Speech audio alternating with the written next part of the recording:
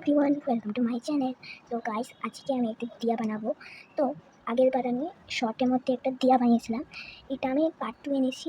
আমি এবার full video করবো দিয়ার, কী কী টিপস বানাতে হবে, কী কী আগে করতে হবে, সব কিছু তোমাদের কাছে দেখাবো এই ভিডিওটা। তো চলো তোমরা স্কিপ করো না, পুরো এন্টার থেকে থাকো। ফার্স্টে তোমরা মাটির দিয়াটাকে ধুয়ে ফেলবে। এবার আমি হোয়াইট কালারটা দিচ্ছি, এটা হচ্ছে গিয়ে পোস্টেড কালার। তো আমরা না পুরা মাটিটাকে হোয়াইট কালার করব, তো কেন কি এটার শাইন এফেক্টটা আসার জন্য। তো চলো,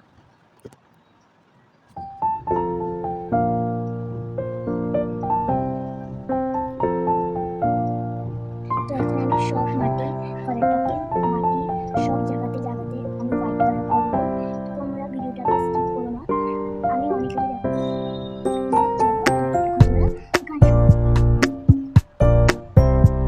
গাইস, এরপরে আমি রেড কালার করে দিয়েছি। তোমাদেরকে তো আমি বলেছিলাম আমি হোয়াইট কালারটা দিলে শাইন এফেক্টটা আসবে। দেখো, শাইন এফেক্টটা কিন্তু এসেছে।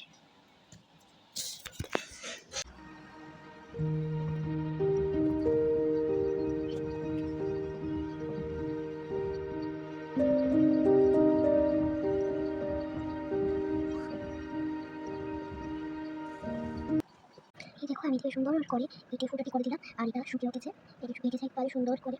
তো এবার আমি এখন অনেক রকমের ডিজাইন করবো, এটা তোমরা দেখতে থাকো। তো চলো।